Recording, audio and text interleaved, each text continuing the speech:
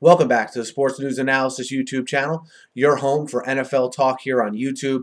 My name is Mike. Even though it's the weekend, guys, these rumors as far as NFL free agency goes, still running rampant here as we get to under a month away from the free agency period beginning. And I'm going to take some time tonight to look at some of the teams I haven't mentioned because some rumors have been spiking about them recently here. Again, just going to analyze these rumors for you, let you know my take on them. And we'll start with the Bears. And it's no secret the Bears in free agency have to address the interior of that defense, most notably the defensive line at the tackle position. And, this year there's going to be a lot of players available that will fit their scheme in terms of defensive tackles. And you look at the top end with guys like Linval Joseph, all right, from the Giants, the two defensive tackles from the Dolphins, Randy Starks and Paul Soliai, even Jason Hatcher, okay, who played very well this year in that 4-3 scheme under Monty Kiffin.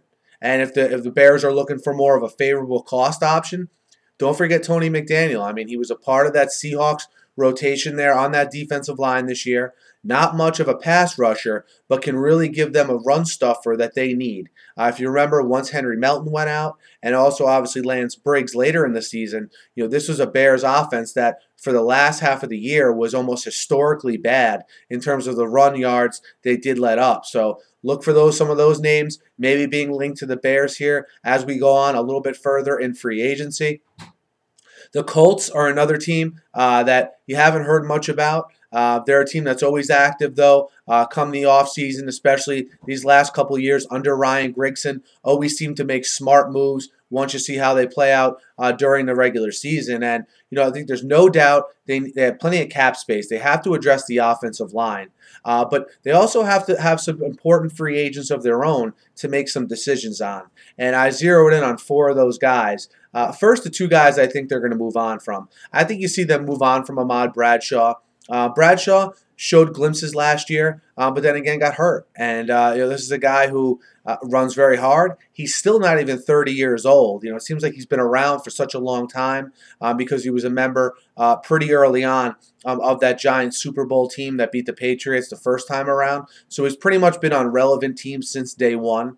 Those guys you tend to think are older than they actually are. I think he finds a home somewhere, but I think the Colts should focus on bringing Donald Brown back, and for better or worse, they have Trent Richardson. So look for that to possibly be the duo again here in Indianapolis. Another guy I think they move on from is Pat Angerer. I thought that already. I don't think he fits the scheme that Pagano has brought in there. Not a bad player, but again, an injury-prone guy in my estimation.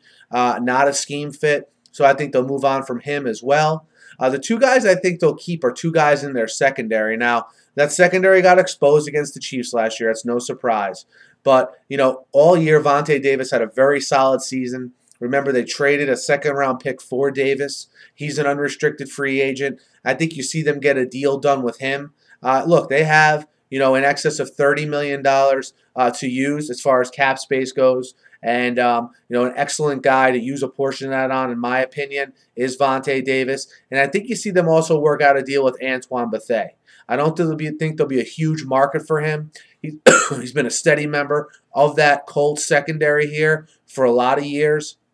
And I still think they can get him at a reasonable price, not have to, spend a boatload of money, because, again, he's on the other side of 30. You bring him back, and I think he's obviously a scheme fit and a guy maybe you get another year out of, while maybe you draft a young guy and develop him at the safety position. So that's just my take here on the Colts here and some of the moves I think we can foresee them making in free agency. Now I'll move to the Jets, and it was reported today the Jets are obviously going to part ways with Santonio Holmes. That's not a news flash. Okay, when that time comes, they'll save $8.25 million here that they'll have to spend elsewhere. And I thought it was pretty intriguing that you heard in multiple places that they're going to take that money that they save with Holmes and now reinvest it in wide receivers on the free agent market. And I think that's very important for the Jets to do. That's obviously their most glaring weakness, especially as a Jet fan, to have to sit there like I do and watch this team every week when you know they don't have any offensive weapons whatsoever. It's painful to watch sometimes, to be honest. And some names you're hearing linked to them are Emmanuel Sanders and Jeremy Maclin.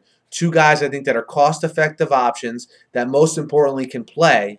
And now if you draft a receiver early on, well, now all of a sudden you have, three good receivers here, along with Jeremy Curley, who had a good season last year as well. And you're beginning to see the semblance of a receiving core developing there in New York. They may even be able to get Emmanuel Sanders and Jeremy Maclin for around $8.25 million, the amount they would have owed Santonio Holmes. And as I've said before on this channel, no Jet fan will be sorry to see Santonio Holmes go after the act he's put on here in New York since he's gotten his money. And another Raiders nugget, I hate to really bag on the Raiders fans all the time or make it look like I'm trying to, tease them or anything, but they're linked to yet another veteran stopgap quarterback, and today that being Josh McCown.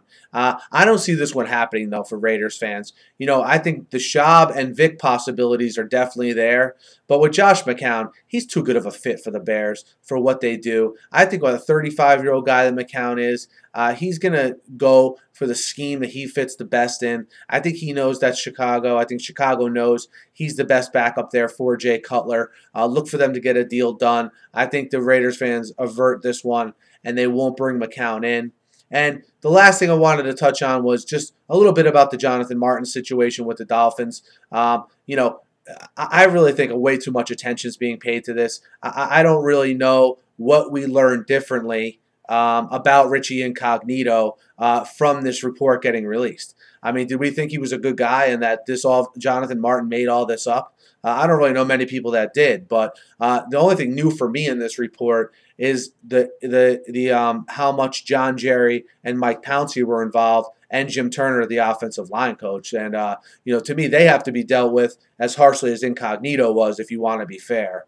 About Jonathan Martin, there's some people linking Jonathan Martin naturally to the 49ers and Jim Harbaugh. Jonathan Martin played for Harbaugh at Stanford. And, obviously Jonathan Martin wouldn't be brought into the 49ers to start or maybe even to play that much. But as a backup lineman, if Jim Harbaugh thinks he can fit in the locker room, why not? I mean, I don't know. If Jonathan Martin was a second-round pick, when all said and done, to have him as a backup tackle can't be the worst thing in the world. I think he could back up at both positions. But is Jonathan Martin mentally ready to come back and play in the league? That's something only he knows. And I'm sure from Harbaugh's relationship with him, he'll be able to tell in talking with the young tackle as well. But guys, let me know what you think of these cluster of rumors here that have circulated in the last 24 hours. As always, hit me up in the comments and on Twitter as well. If you're new here, guys, be sure to check out my library of videos dedicated to NFL, opinion and analysis, and also giving you the news of the day. Be sure to subscribe. It's absolutely free. Thanks as always for listening. Have a great night.